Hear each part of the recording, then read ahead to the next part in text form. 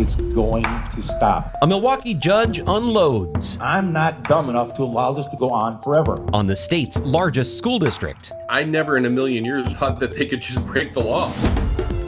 This week on Open Record, We do not believe that police officers have any place in our schools. the controversial law Milwaukee public schools didn't ask for, You treat kids as criminals, it will have an effect on their psyche. and the long battle over who should foot the bill City taxpayers are paying the bill no matter what. for cops in the classroom.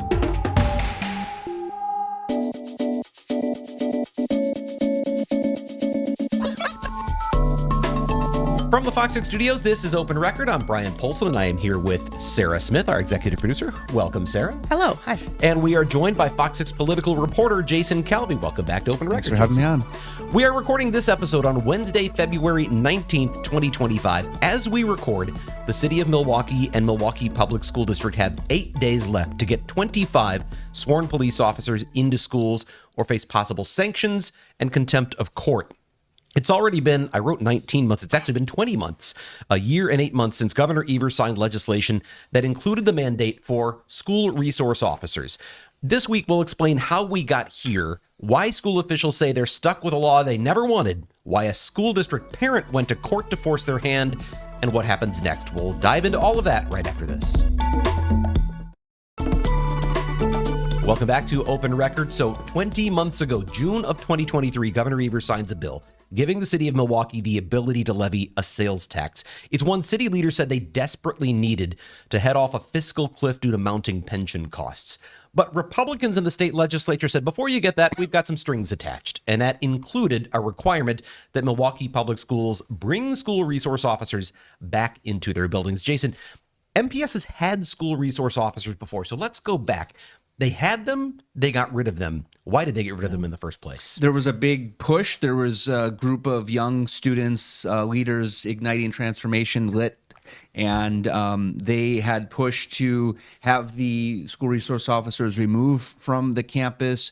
There's a, we can get into the arguments, but they were arguing this, you're creating fear amongst the community, you're all the things that people might want to suggest. We hear about the school to prison pipeline, things like that. Yeah. Right. Yeah. And so that was all part of the discussions that led to the district kind of stepping back from the contract with Milwaukee Police Department. Do we know, what I wonder is going back to that time, where was MPS or MPD rather on this too? Were they kind of like, you know what, we'd actually like to get those officers back on the street anyway? Were they sort of on board with that? Or they're like, look, whatever you say, you don't want us, we'll get out. Yeah, I mean, when we talked with city leaders, including Mayor Cavalier Johnson, he thought it was a mistake to pull. I mean, that is, remember, the Milwaukee Public Schools Board is independent. It's not the mayor's board. It's the voters. They are accountable to the voters. And at that point in time, they thought that their constituents and were electing them to do this job, and that was potentially to pull the police officers out of the schools. And so when you talk about the mayor, for someone sitting at home, there's sort of civics lesson here, because you've got MPS, which is independent, but then you've got MPD, which is a part of the administration of the mayor. So whether that was Tom Barrett before or now Cavalier Johnson, the police department is, while they're sometimes at odds with maybe the mayor or the common council, they are part of that administration, right?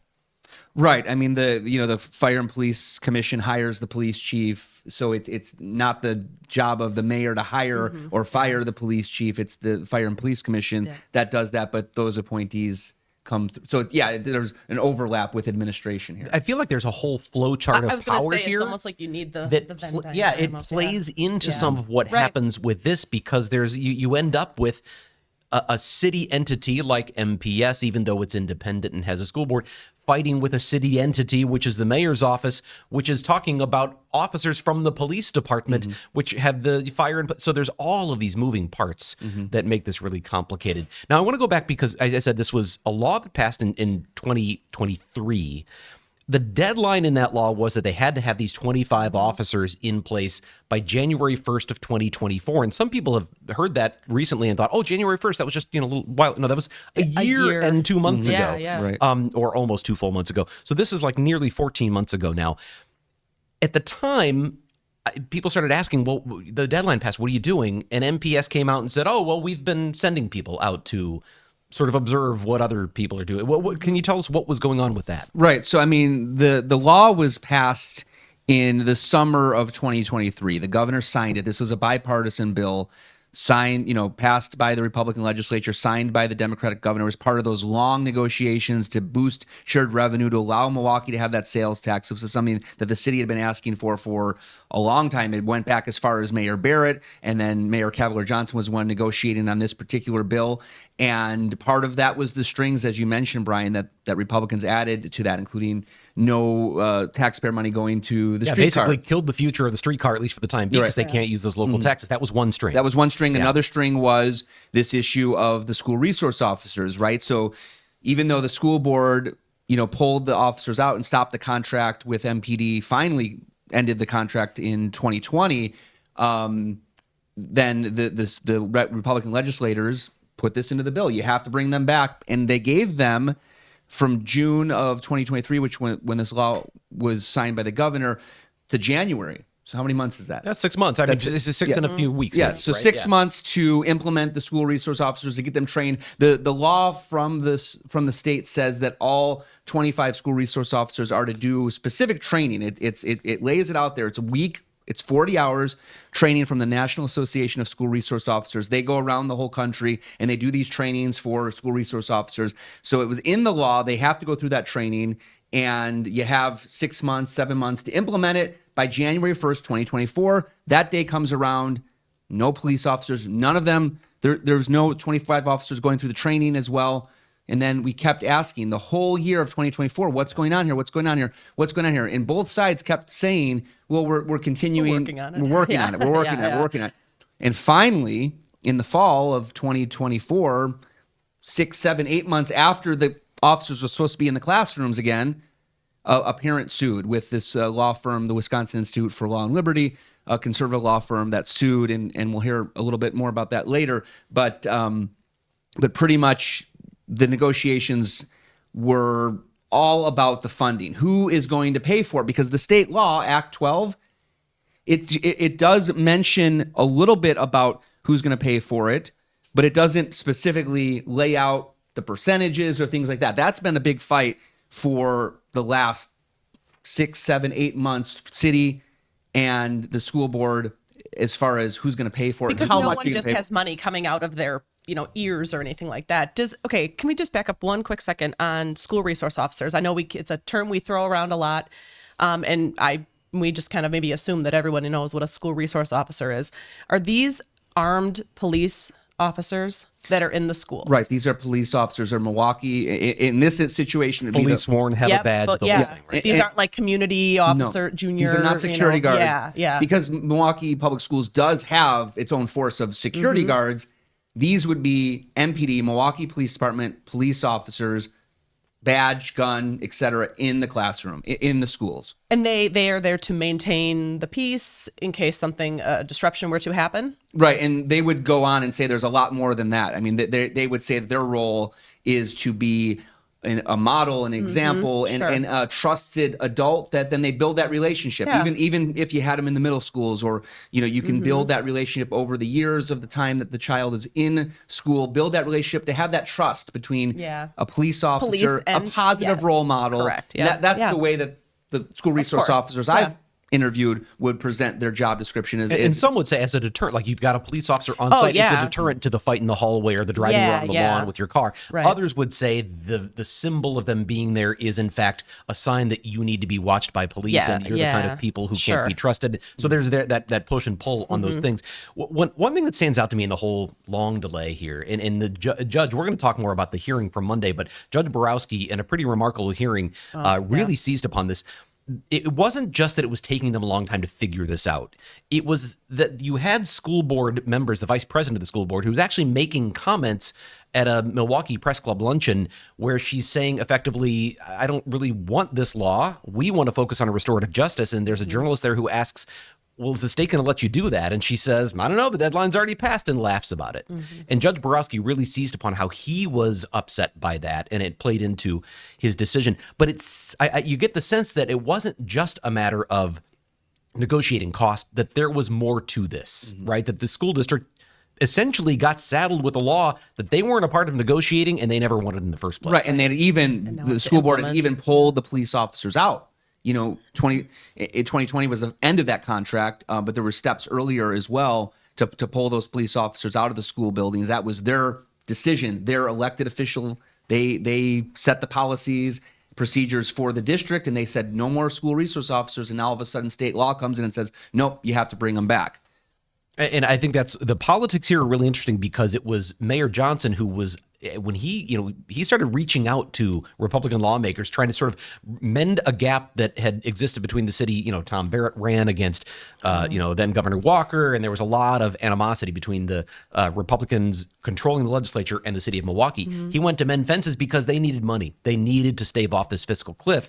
But along the way, he made some of those sacrifices, and this was one of them. And I think MPS in this process has sort of expressed that they felt like the city got something out of this. They got all this money. What did we get? We got a law that we've got to figure out. We heard that at that hearing. Well, and we've been talking about who's going to pay, and that's part of the thing is like, where's the money coming from? How have they paid for them in the past? Yeah. So, and the interesting point, and this is why journalism and independent press is so crucial to the flourishing of democracy, because we had Mayor Cavalier Johnson on the record citing that previous negotiation or previous contracts between the city and MPS. He said had about a 5-6 break between MPS paying 5-6 and the city paying 1/6 of the salaries for the police officers during the school year. Okay, so let's say the salaries is this. You're gonna do math? No, I'm waiting for you to do live math. but Yeah, me too. But pretty much Yeah. the mayor was saying it was a 5-6 breakdown, and that the majority. What is 5-6? Is it 80? 83%. 83%. Yeah, that pretty much he was saying that the district in the past had paid 83% of the salaries for those police officers just during the school year, because guess what? That's only the part of summer the year. the summer Yep. months, Not that's needed. 100% paid by the city, but during the school year he was saying that MPS was paying 83% of the salaries for those school resource officers. We could not find any evidence of that claim at all in any paperwork. We were the only ones that had this documentation in the city. This is why Fox 6 is leading on this particular issue. We found two contracts. We obtained two contracts between the city of Milwaukee and MPS. This one was from 2009. And at that point, it shows a 50-50 split for the school year, for the salaries of the officers. And it also capped MPS. So it said, hey, if, overtime, et cetera, if it gets to a certain dollar percent amount, then MPS won't have to pay over that amount. But it was 50-50 split with a cap for MPS. That was 2009. Then we have the 2015 contract, same thing. More officers at this point. But again, 50-50 split. City's going to pay for half of the officers' salaries and benefits. The district's going to pay for half of the salaries and benefits for half of the officers. 2015 contract, right? And no, there was no 5-6. And so it turned out that the mayor, that was just sort of a story that had been told, and he was getting that from his staff because they were remembering a 5-6, but there was no 5-6. It never was there. Maybe if you try to say, I don't know how that all plays out. Maybe he was doing some math that if you count only this part of the year, maybe it comes out of that. Whatever it is, this contract says it was 50-50. And whatever it is, there were no school resource officers. We're still waiting for school resource officers. Yep. And you mentioned that all changed, or at least this whole process changed, when a parent sued the school district. When we come back, we are going to be joined by Lauren Groyle, an attorney for the Wisconsin Institute for Law and Liberty, who filed that lawsuit on behalf of an MPS parent. We'll talk to her when we come right back. And welcome back to Open Record. We are joined on Open Record by Lauren Groyle, an attorney for the Wisconsin Institute for Law and Liberty, also known as WILL. Lauren, thank you for joining us. Thank you for having me. So it was October of this past year. It's already been at that point, 10 months since the deadline, a year and many months since the law passed, and you decided to intervene. Why did WILL intervene in this situation? Yeah, we had a parent who was concerned about the safety of her student in the Milwaukee Public Schools, and she wanted to do something about it. And we at the Wisconsin Institute for Law and Liberty saw that these government officials, MPS, was not following the law. And if anything, those should be the people who do follow the law. We were happy to file a suit on behalf of our client. obviously, to file a lawsuit like this, you do have to have someone so you can have standing. So you had to have this parent. How did you find her, and how did she come to be the plaintiff in this case? Yeah, she was interested in this issue, so I met with her a couple times, talked about her, learned more about her story, and we decided to have her sign on as a client and file this lawsuit. Why do you guys think, obviously you take her as a client and because you believe in the case, why does Will believe that these school resource officers are so important, that this is an important issue? Well, Will believes that nobody is above the law, particularly the people who are passing the laws and who should be enforcing the laws. And here we have city officials and Milwaukee Public School elected officials who, as the judge used the phrase, are thumbing their nose at the law, laughing about it. And this is about the safety of the students in Milwaukee. Most schools in the state of Wisconsin have school resource officers, and parents in Milwaukee deserve to feel safe sending their children to school. It's not fair that they have to worry, that our client has to worry about her son's safety every day. And she has some really harrowing experiences, not just with her son, but with herself. She also is a MPS grad, and she really strongly believes that safety is a huge concern. And on top of everything else, as has been already mentioned, right now, MPS is calling police officers upwards of 3,000 times a school year. So that's multiple times a day. They're having police officers from the city come in who are not specially trained to deal with children, who don't have a relationship with these kids, like you were mentioning some of the benefits of having SROs. So taxpayers in the city, community members, are also less safe because those police officers are getting pulled off the street, pulled into the school to deal with these issues that are happening multiple times a day. And I do really want to emphasize as well, this is a bipartisan bill. Our former state superintendent, Governor Evers, signed this bill into law. So I'm sure, as you guys are well aware, we have a Republican legislature and a Democratic governor. So how many bills really get passed where they all agree on something? And here we have that, right? We have a bipartisan bill where everybody agrees that Milwaukee public students deserve to feel safe and their parents deserve to feel safe sending them to school. Go ahead, Jason. Yeah.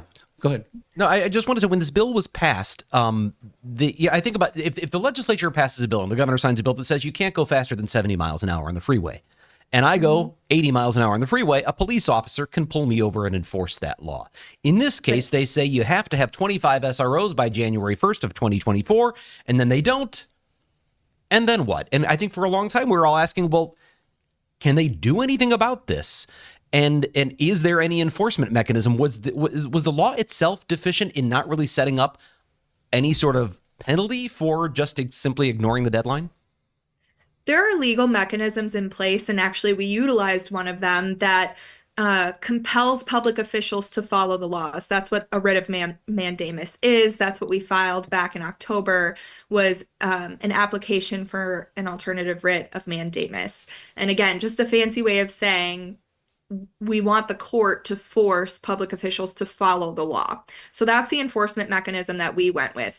As to whether or not the law was deficient, obviously it would have made things a little bit easier if there was an enforcement mechanism, but there doesn't necessarily need to be an enforcement mechanism in the law for there still to be enforcement. And that's what we're seeing now with this granting of the alternative writ of mandamus, this preemptory writ of mandamus, and then our hearing next Thursday, which we'll talk about. Contempt and sanctions. So 8 days away, what we're recording right now, 8 days until this deadline to pretty much have 25 officers ready to go. So is that the 27th of February? Is that right?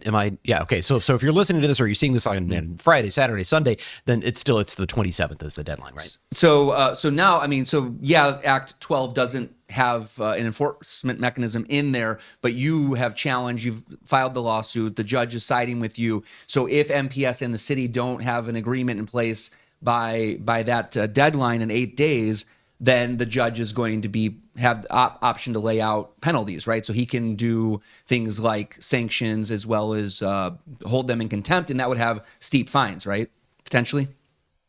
Yeah, that's correct. So at this point, obviously, we don't know exactly what's going to happen. But at the hearing on Monday, Will's suggestion, the plaintiff's suggestion, was that MPS would have to pay what it would cost to have SROs in schools for every day that they don't. Because at the end of the day now, we're seeing that it's all about money. It's all about who's going to pay what, how this is all going to shake out, and it's at the expense of these students' safety. So if they're going to drag their feet, they're not going to do this, and it's going to be a money issue, then the sanctions would be what we think they should be from our perspective, is that they would have to pay, I think it comes out to about $5,000 a day for those SROs for every day that they don't have them in schools. Lauren, I think now that you raised that question, that's something that I was thinking about as I was watching that hearing on Monday, a pretty extraordinary hearing. And we've heard the MPS council say essentially that they estimated this cost to be about $1.5 million, right? So they were offering 33%. We'll pay a third, which is $500,000.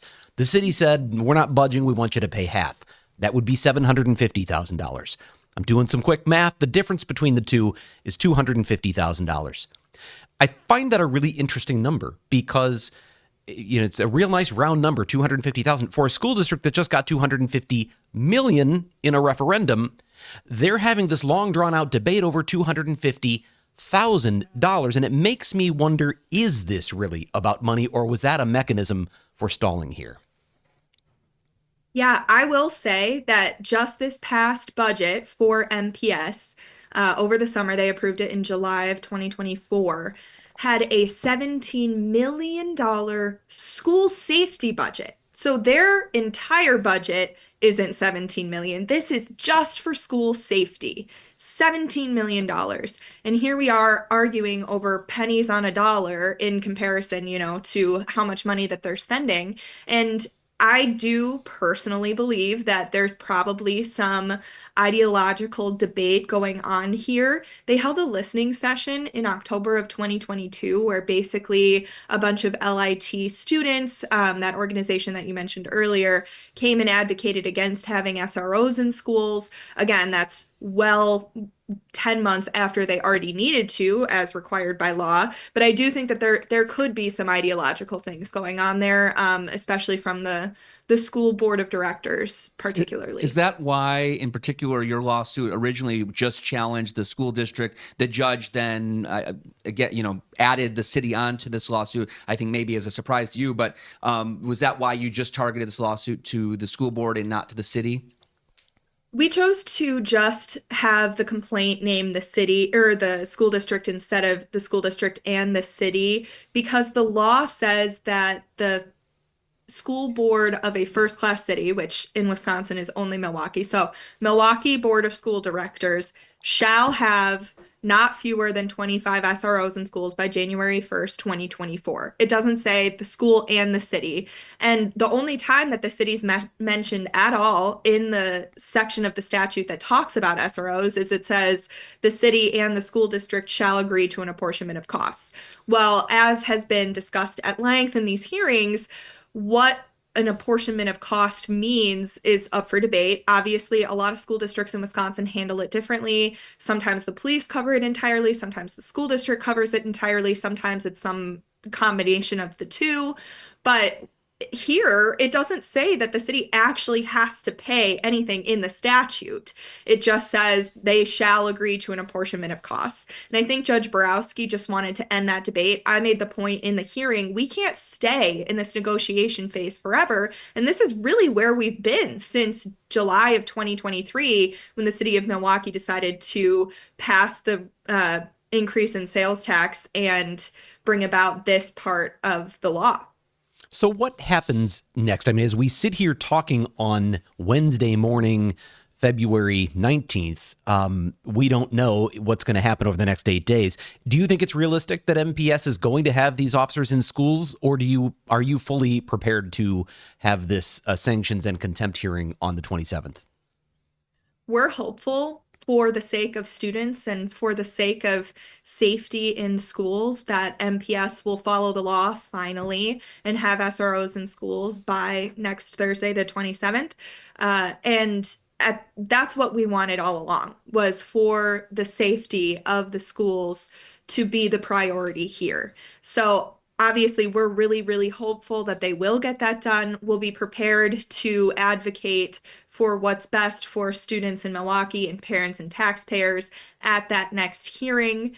But I will say they MPS has a meeting, a special meeting tomorrow night to discuss whether or not they will approve the funding necessary to cover 50% of the SROs. So I think we'll have an answer as to whether or not they'll be able to follow the law by tomorrow night.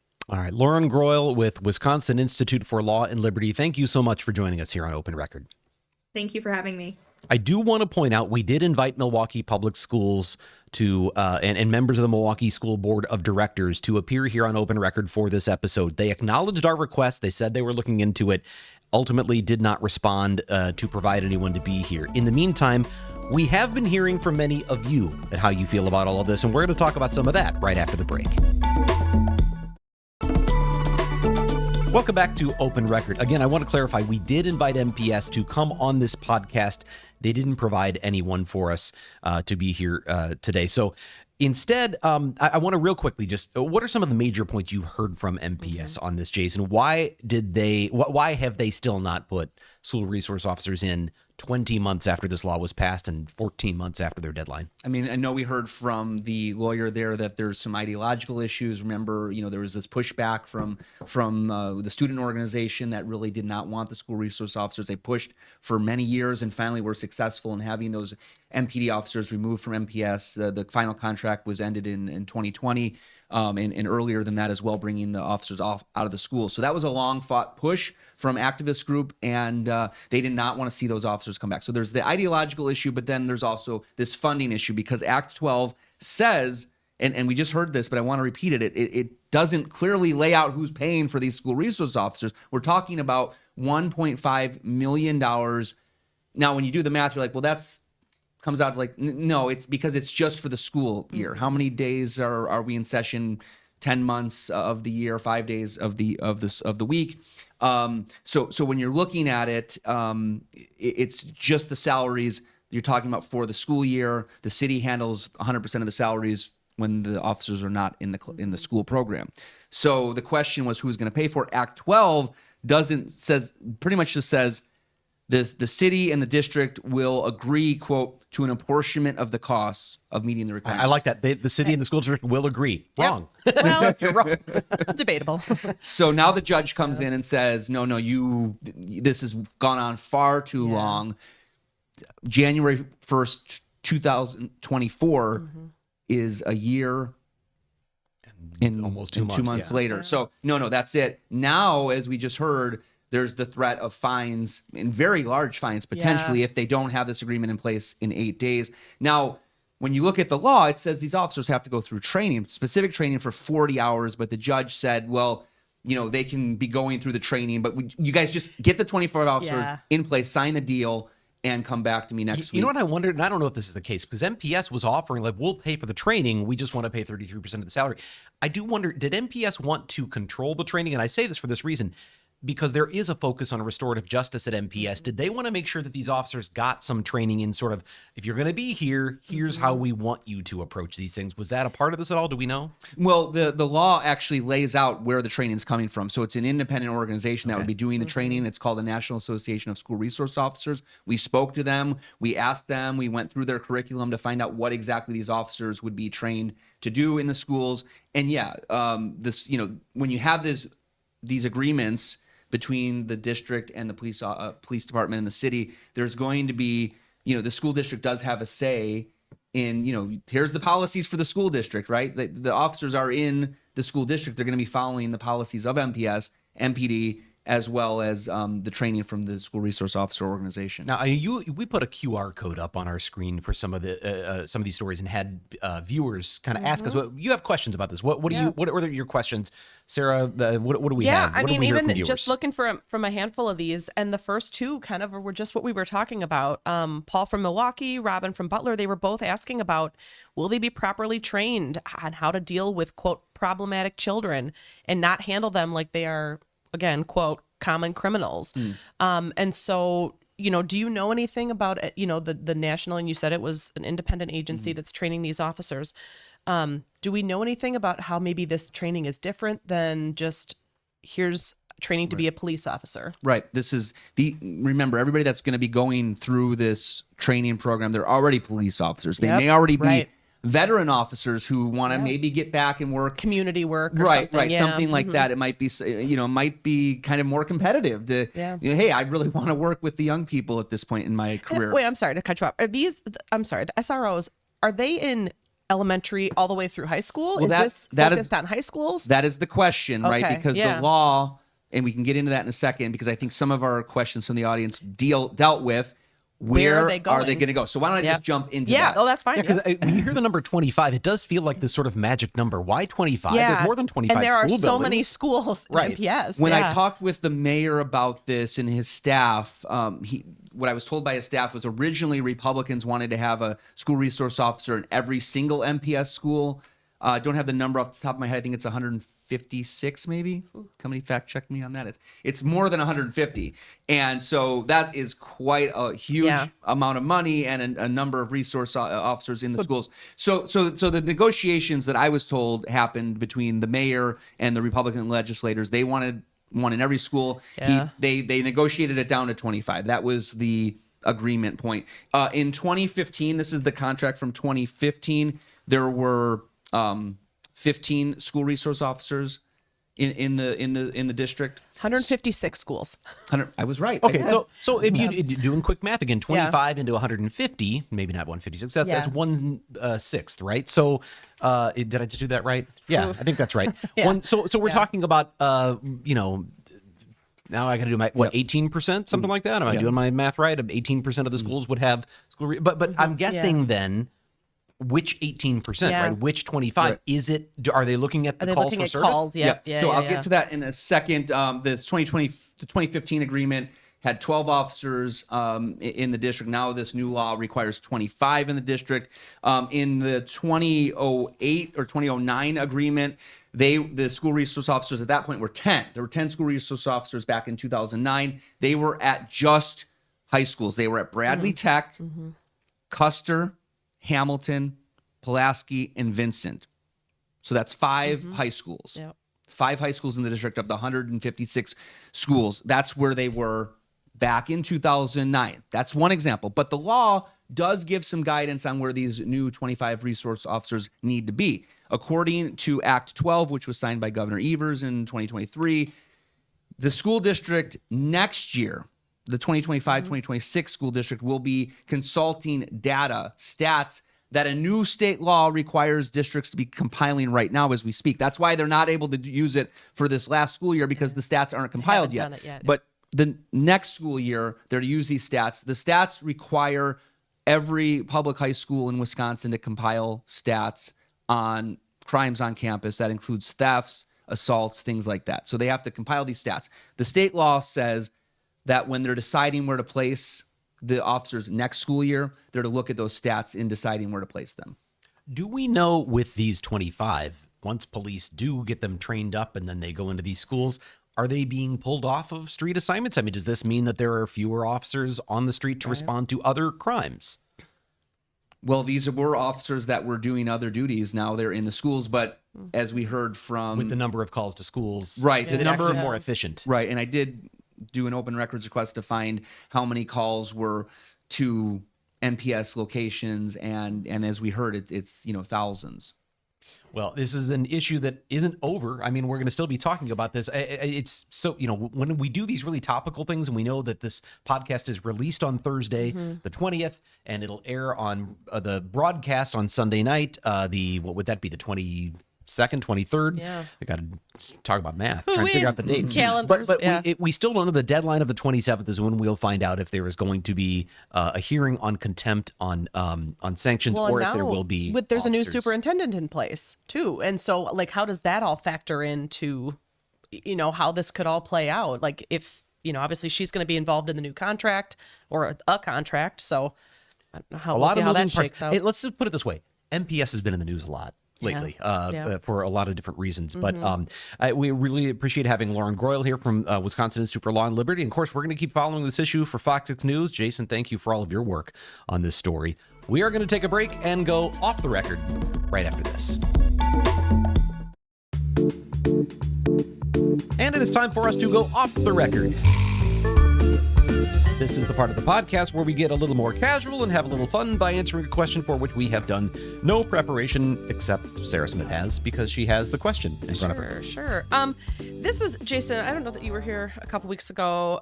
We got to talking about sleeping and things, and do you use a comforter and a fitted sheet? And Tuck it? Do you not tuck it? Yeah. Wait, first of all, do you tuck your sheet, the top End of the sheet, bed? and the end of the bed? Do you tuck it in to the underneath the mattress, I think so. or do you leave it like open like a real sociopath? Like me. Like Brian. And by the way, my wife agrees with you. She says you tuck. Yeah, I I just know don't she does. like being jammed. I don't. Anyway. I don't want it Yeah. to be tight. Like when you go to the hotel. You don't want like and a it's super military. tight. Oh, no, I got to undo that. That's not happening. Yeah. I always feel like I'm being suffocated. No, we're not doing that. Okay, then my other question, because then we really got going, and then it was like, oh, time to go, and the podcast was done, and so I'm like, well, we're going to keep talking about this. At another point, that day is today. Do you wear socks to bed? Absolutely not. Absolutely not. Absolutely not. I can't do that. For a half a second, I thought you were going to say absolutely. No, it's kind Okay. of like it wasn't much of a talker as you thought. Was it? That's an easy one for me. No. Okay. But that leads me to this. If you're actually, do you wear long pants at all to bed? No, Like long absolutely pajama not. Pants? No. I can't. It feels I can't. constricting, Thank and you. I'm like, I'm good. I can't. The blanket and the comforter and all the top sheet that all does the trick, right? That's what I'm it's saying. It does enough. But if I have the socks on, it's not. No. That's not right. And but I don't know why. Like, where did I learn that? I mean, it's the comfort Right. factor, but is there also a scientific rationale for it? That's a very Like, good does heat- question. Right. I don't know. Well, You know what I wonder? Toxins are exiting the feet. I don't know. wonder if you were a kid who had footy pajamas. Maybe you like fox. Oh no, my feet always got so sweaty in those footy pajamas. I bet if you look back, like all my jammies had like the feet cut off of them because I hated it so bad. Why That's probably don't a they? I bigger mean, I problem. wouldn't want to wear them, but have you ever noticed they don't make adult footy pajamas? Well, I mean, I bet you could find yeah, them. they kind of do. Do they? I mean, as a kind of novelty, I think they do. Okay. I would not want Well, that. they make because onesies. The whole family will have the same Yeah. footy pajamas. here's the other thing. When it's like, I like when it's cold in the room or cool Yeah. at least because I want Yes. to be able to cover up with the blankets. But if I'm too warm, I don't know why this is the case, but are you guys the 1 foot One comes leg out? One leg out is Yeah. enough. I don't One know leg, why. because it helps that cooling. You get a little cool air. What's a good sleeping temperature, do you think? Oh, I think like I don't know, 68 degrees is real 68's nice. pretty. Yeah, that's- 62. What? And this is the issue. Like, Are you if any of the camping? if anybody listening is What about your kids? in marriage prep, they're getting ready to get married. Yes. Like, these issues are Talk about these Yeah, things. like these are the The things that they don't temperature. These are talk the about in the things class. That should But- be like one of those things on It map.com. is. It should be one of the things you flag. What is your preferred yeah. temperature? Yes. Because this is going to On the be this thermostat. is pretty much, I can tell you, there's probably going to be some Potentially. arguments over Yeah. the thermometer. Yes. One person puts it up, one person puts it down. At night, I like it to be at 62. Wow. What do your kids say about that? They're covered up. What? Well, I mean, I can see I if guess you've they got are a enough little covers, older. you're fine. But 62's getting there. No. For, How yeah, old are your that's- kids? One just turned 12. Oh, And then 12. They're out of the baby stage, right? Yeah, Okay. the youngest is 5. Okay, so when I had babies, and I like you, like a lower temperature, I was always more concerned that their little nuggets and their little toe beans and their fingers were gonna like freeze off because beans? yeah, the little toes, they're so little, not a lot of. But I was more worried about them, like. I didn't want them to get too They're cold. going to get frostbite at 62. Yeah, Is that I don't the- know. yeah. Meanwhile, I'm sweating my butt off. But yes, okay. My dear late grandmother, who I love very much, was 97 when she passed. She lived at home till she's 97. She was, and I'm sure as you get older, maybe you lose You get some, chilly. and you get colder, Yeah. right? So she was Every always very old person is cold. But we'd go in to visit, and she had her place at 74. No. And I felt like I was in a sauna. Yes. It was it was crazy. My yeah. mother at this point, her thermostat is up pretty high. And every time I'm like, my inheritance, I can just hear it going to the utility company because I'll come in and I'll like slowly move it back down. She's got one of those like cool, you touch screen, whatever. But I can't handle the heat at her house. Half the time I know to wear short sleeves or shorts or something. Everybody's wearing shorts during the winter at Grandma's house. That's right. That's I feel like Dave's stayed out of this one. I don't know. What's your temperature? Sleeping temperature? Yeah. Sure. 59. 59. That's cold. Now, Wow. it's my house heats weird, so like the bedroom is fairly warm. So even though you set the thermostat at 59 for the rest of the Your house, room is the room okay. is very warm. Wow. Bryan, you also mentioned the last time, and I wrote it down, and I still don't know what it is. You said grounding sheet. Yeah, okay. Did you make that we up? could talk for a while. I keep getting ads for these grounding sheets, and I don't know why. You know, maybe it's because I watched a video or you see something, and all of a sudden course. the algorithm Yeah, says you yeah. were really It's interested in this. targeting you, yeah. I was interested in actually researching whether it was complete bunk, whether it was snake oil. Yeah. And I actually couldn't find anything that definitively said no, this is garbage. In fact, I found is it? research out there that's so what it is. It's the whole idea that the Earth has I think the Earth has a positive charge and you have a negative charge. And so resetting your body means like if you walk in the grass barefoot, you walk on ground, Yeah. you get grounded and you take in the negative electrons or what, I don't know. I'm not, I don't know this. There are websites, a grounding whole thing. bed to $99. So apparently these are things that there's just, you've got your plug, right? It's got the two prongs and the little hole for the grounding wire. Well, these just have a little thing that goes into the grounding part of the plug, which to me sounds like a fire hazard. I don't know. That just seems wrong. These But pictures it plugs no. into only the ground prong and apparently feeds these negatively charged What? I've never heard of electrons this in my into life. this sheet. You don't feel a charge, but apparently it resets your body. Until I wake up and my eyes are glowing. It's supposed to reduce inflammation and do all these things. And I'm Wow. telling you, Okay. I am someone who is such a skeptic. I am determined to prove that this is garbage. And I've not yet been able to prove that it is garbage, but it still Okay. feels like it is because it The feels claims are placebo. wild. All of Yes. the claims are like, I sleep so much better now, but it feels like it's complete placebo to me. Well, now I want to know. What if we go in on one together? What if we crowdfund this? It's got to be complete BS. What if it because isn't? It sounds no, like it. humans have been, sleeping normally for Or have millions they? of years. No, they have not. I mean, It's yes, complete but no, people. Do you have pain, Dave? Maybe it's because you don't have a grounding Do you sheet. have inflammation and I'm fatigue? 65. Of course I have. Do you have insomnia and joint pain?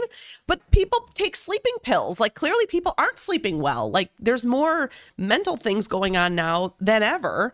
And maybe a grounding sheet is the way to go. I just listened to a podcast all about the Great White Club Fire, which is tragic and awful. Yeah. And I just think of inserting something into a plug that isn't Well- a regular 3-prong plug feels to me like a bad idea. I don't know. I don't know, but well, yeah, that's okay. That's fair. But I mean, I stutter. I have a heated blanket that stays Yeah, but that plugged still in. use a regular plug. You're not Yeah. taking like one piece of the plug. No, I'm just putting in the one well, little it's not like hole. Johnny That just doesn't. and then stuck it in the bottom and crossed his fingers. It just feels.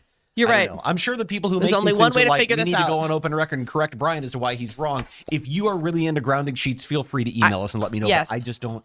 I want to know more. And they don't just have grounding sheets. They apparently have like grounding pads for your knees or Yeah, things that there's can a thing wear you can your- stand on, like a yeah. grounding hat. Like you go to bed with like a bug grounding. head. I don't know. Aluminum foil. Okay. Apparently, what I hear, it works best at 59 degrees. Hey, But so Dave, you're not. Dave you're will not- buy one. You're not planning He's on fine. getting a grounding. he's got so much anything? money. Not buying it. No. But that's Christmas present? That's Yeah. what blew me away, though. I was looking for research, and what I actually found was research that was done. Now, it wasn't like a double-blind, controlled clinical Yeah, trial. yeah. But there was research that was done where they actually found that there were these benefits. Now, I don't know who was funding that. My guess is someone who sells grounding sheets was probably funding it. I don't know. Grounding Sheets USA. But I could not find anyone who came out and said this is not how this works. Like Wow. it's not. So there is something. Okay. Well, I'm real. intrigued. The part that I know is real is apparently there is something about how your body does build up a positive charge, and when you stand on the earth, you sort of it evens out your electric charge somehow. That's apparently true. I don't know what benefit it really has, and whether these sheets or these other things really work. We got to wrap it up anyway. Do we? Okay. Oh, I guess that we got to time. wrap things up. So that's enough of me blathering on about that. Again, if you want to tell me all about it, feel free to email us. We'll take a break and wrap things up when we come right back. It's not just about telling a story. It's about making positive change in our community. Holding the powerful accountable by helping the powerless. And exposing what you have a right to know. We are Milwaukee's investigative team. Because you matter. All right, that's about all the time we have this week. That was a very long pause. But people don't know that there was a commercial break. I know, you're right. During a long pause. Anyway, It just felt really that's long. about all the time we have this week. Jason, thank you for being here. Really appreciate your time. And of course, Sarah, you as well. If you have a topic you would like us to discuss on Open Record, or an issue you think we should investigate for Fox 6 News, or if you want to tell me all about grounding sheets, send your emails to fox6investigators@fox.com. As always, we thank the people who make this podcast possible, including our executive producer, Sarah Smith, our editor, Dave Machuda, who is manning the video switcher this week, and our chief photographer, Cale Zimney. With that, I'm Bryan Polcyn. We'll be back next week.